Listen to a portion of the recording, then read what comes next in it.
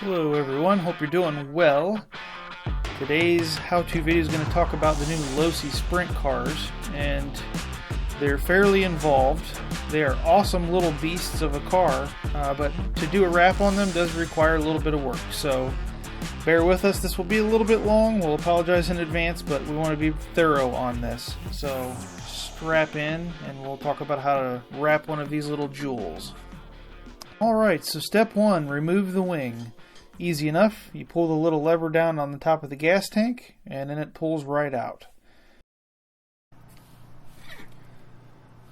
Once your bolts are removed from your sideboard supports, you can just swivel those right out of the way, and you can leave the other screws on the sideboards. It's totally fine. We just have to get them out of the way so that we can remove the wrap on the top wing. And you just do that by grabbing some kind of a sharp edge knife, X-Acto knife, whatever you've got. And you just want to get one of the edges lifted. So just try to get that down in there on the edge and pry up gently. We just need enough of it to raise up so that we can grab on with our fingers and remove the wrap. And once you do get to that point, just try to pull gently. Don't yank and pull too hard because it's going to tear. The vinyl that they used, while it works good, it's very easy and it's kind of brittle. It wants to snap and tear. And I actually tore the front edge, so I had to go back on the front wicker bill. I had to go back and remove that later. You can still see it. It's still hanging out there. But in order to remove the wrap on the doors, you do have to disassemble everything. So everything has to come off this cage. And you can't get to all the bolts because some of them are up above the cage and they're kind of hidden. So you have to remove one door panel at a time before you can totally remove the door bars as well as the headers. But you just want to disassemble everything. They're all 2mm head bolts. Just use your typical Allen head wrench. And it'd be great if you had a drill bit that was 2mm because it'll make this process so much quicker. I didn't have my drill in the shop at the time, so we had to use MIP and just do it old school. But a drill would make it a lot easier.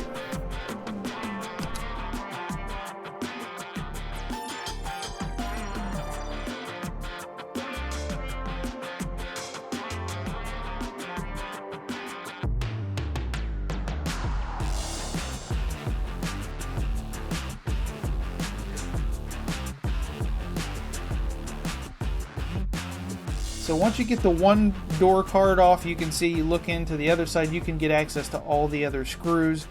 Just grab your 2mm and pull the rest of them off. And then once you have the door panels completely off of the cage, you can start lifting and pulling the wrap off of the door. Now, there are a couple spots where they had to bend the wrap on there, and what you'll find, as you can see here, I just ripped it because I pulled too hard. So if you can learn from my example, pull gently around those spots where it bends around that 90-degree angle, and then you won't have to deal with this. It'll come off nice and easy. Possibly even pull from the front side would be my advice. But it doesn't matter. You can just, as long as you peel all of the existing wrap off, you're fine. And then when you get to the front, we do have to remove the front wing, but it's pretty easy. If you just steer the wheels all the way one direction, you can get the wrench on them. And those are also 2mm. Just take the 4 bolts off, and then you can pull the wing off. For the nose panel, we don't have to disassemble this. We can leave this right on the car. Just get an edge started, but it is 2 pieces, so you'll want to remove all that. And then we have the tail tank, which actually has several pieces that are layered, at least on the red car. I don't know if they're all the same. But you want to try to peel the edges and get those removed as well. The hood panel, we want to do the same thing. And this is worth mentioning. As you start to tear some of these things away, some of the recessed areas on these panels might leave some glue behind. You can probably just put the wrap over it, but I wouldn't. If you have any kind of alcohol, I would try to use alcohol. Don't use a tissue because tissues have oil, but some kind of rag, lint-free rag, microfiber, something. Put some alcohol on there and do your best to clean it. That's my advice. Now, for the hood panel, there are a few of those recessed areas. The template works fairly well, though. It's pretty easy to install, and the best thing I can say is most of the bolt holes have reliefs cut for them. So if you just avoid those and line up the straight edges where you can, the template should go on very easy, and it's pretty self-explanatory. But there are some curves and complex contours that you need to know about. So as you can see here, I'm trying to work it up on the flat area to where we get to one of these edges. And when you get to a 90-degree turn, you can just try to feed it down into the crease that's there. Don't try to stretch it yet. We can do that later. In fact, we will. We'll show you how to do that with heat. But you want to work it down into those recessed areas. And I have better feel with my fingertips. I like to use that instead of tools. It doesn't stretch or poke or cut the vinyl. If you've got any amount of fingernails left, I don't have a lot, but I have just enough to do what I need. And as you see here, we're identifying an area that's raised up because of that crease. And so you might have to lift the wrap back up to do a little light stretching. And later we will use heat on this to help fix some of these areas where there's creases and stretches. Because that's really required. When you have this many complex contours in a tight area, you're going to have to use a little bit of heat to make these things stretch. But you can probably get away with it without any heat at all if you're very patient. But I'm not. So we're going to use heat later. So you'll see some things that are not perfect as we go. But we are going to post heat later. And I actually recommend that everybody post heat. With a hair dryer or a heat gun preferable, because you need to get at least like 160 degrees to really lock in the glue on the wrap. But we'll talk more about that later as we get into it. You can see we've done both sides of the hood piece so far, and they're symmetrical. So whatever you do on the one, you can do on the other. And then the only thing that's left is you have to do the cowl part of the top of the hood, right down the top. And so we have 3 pieces of vinyl that complete the hood.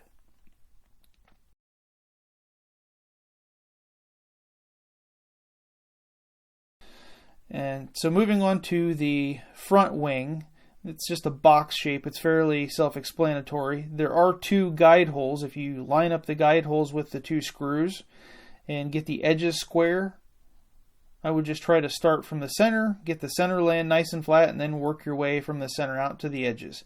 Because the vinyl, at least the stuff that we use, has the air channels inside of it. So you just want to work that out. And you can see we already did the side panels on the front wing. That was very easy to do. Very self-explanatory. For some of the door panels, there are some little holes that will be left over that you'll possibly have to pick out. For all of the screw holes, the cutter will cut those for you, but you might have to pick some of them out. You can also do that later. You can apply it with those still as part of the wrap. But the easiest way to line this up, as you can see, the hole that's cut out for the headers, the big square right there in the middle of the door, if you line that up and you get a few of the other bolt holes lined up, everything else should line up pretty simply. And you might have to give it a little gentle persuasion to get it to bend around certain shapes. Like the top half of this door, it does have a couple angles that are kind of molded into the door that you want to work around. And that's kind of right where that yellow line is. You can see right here, we're going to have to peel that piece back up so that we can feed that vinyl down into that little recessed portion. Just using the tip of the finger, feeding the vinyl in. The vinyl is very easy to work with. We use pretty good stuff. And then on the front part of the door, you do have to do a little bit of a rollover. It's a 90-degree gentle roll, so it actually works out pretty well. It's not too hard to do on the vinyl.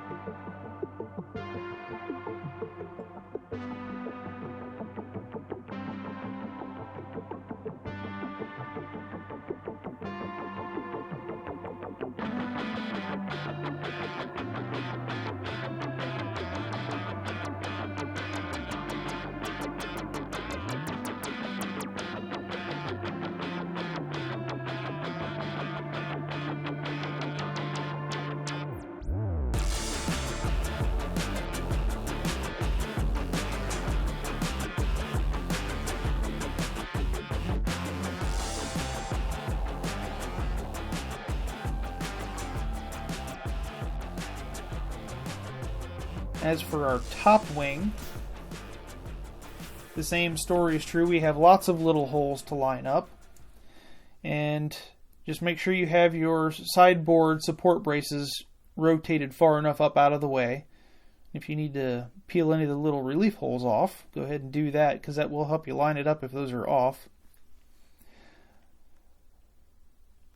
And if you do get all of the screw holes lined up properly, you don't have to worry about the edges being square on the sides or the front, because it'll all just kind of work itself into place. And then what you're going to try to do is just try to get it laying on there without having a bunch of wrinkles to start. Just try to get it to lay flat. And then you can start from the center and then start pushing the air gaps out towards the edges, and then it'll feed the air through those little channels in the glue lines, and it'll go right out to the edges.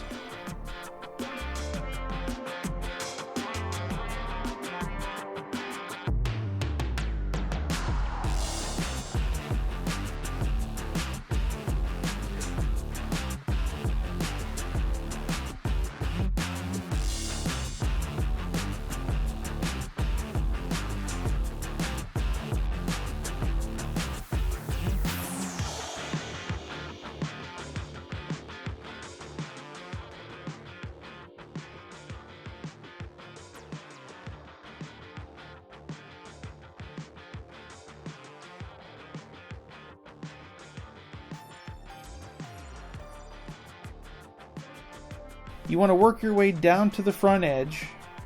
You can see we're just working around all the screw holes, feeding any of the creases out. And then on the front edge, we're going to make many passes to get this thing to roll around the edge. Just kind of gently persuade the vinyl to bend and curve. And any area that's like this, that has a big bend or contour, you definitely want to use a heat gun on it after the fact, once you're done, to help lock in the glue, because our vinyl is laminated, so it has two layers, and it does want to go back to its original state, which is laying flat. So that's what the heat is for. And then once you're ready to put your braces on, you just move those back into place and then run your screws through the bottom. Now here you see we're putting some post heat. We've actually laid vinyl on the tail tank. And I apologize, I did not get a shot of me laying the vinyl in there, but you can see it follows the contour of the tank. And on both sides, this is the hardest part of doing the wrap. Especially if you leave the rear bumper guard on there. You could take it off. I just wanted to see if you could do it without doing it, just because I know most people are lazy and they're not going to do it. So you can either butcher this or you could make it easier. I have smaller fingers. I don't have tiny hands, but I do have skinny fingers, so I was able to get in between there and I was able to do what I needed to do. And the catch with this is there's so many curves. You're pulling and stretching in so many different directions that the vinyl is going to try to fight with you. But when you do the heat gun, it's going to turn this vinyl into putty, and you can move it and work it and get it to bend wherever you want. You can see on that one it worked itself right out. And as far as heat, don't get it to where it's so hot you can't touch it, but it only takes a few seconds. On this heat gun, it's a cheapie. It's just a shop one that we use, but it works pretty well. You only have to hit it with heat for maybe 5 seconds, and that'll get it up to 150 to 180 degrees. And that's enough for you to mold stuff into place. Now, if you remember the passenger door, we had the little hump that was elevated, and we just want to give that a little kiss with the heat gun, because that's an area that could potentially try to go back to flat later on. So just put some heat on that and then give it some good pressure. Work it in there so it's not going to come loose. And the same is true for any of these areas that have these gentle bends and curves like this. You want to give them a little bit of heat, because these are the areas that take the most abuse, usually, with things hitting it and getting dirty, and when you're scrubbing it with a brush.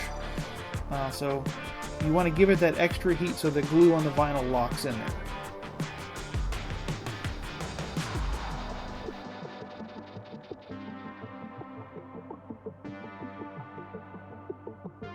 The last part of the project, which is the fun part, you get to put everything back together. So hopefully you kept track of all of your bolts and where they go. Reassembly goes much easier. The one piece of advice I would recommend is make sure on the steering bar that's on the driver's side that you put that on the door before you start putting the doors back onto the cage, because once it's on the cage you can't get to that bolt. Yeah, ask me how I know. So had to do it a couple times, but that's really the only thing you got to remember. It's just reassemble, put everything back where it goes, and then at the end you should have a beautiful sprint car. So that's going to wrap it up for how you wrap a Losi 22 sprint car, and I hope the video was helpful for you.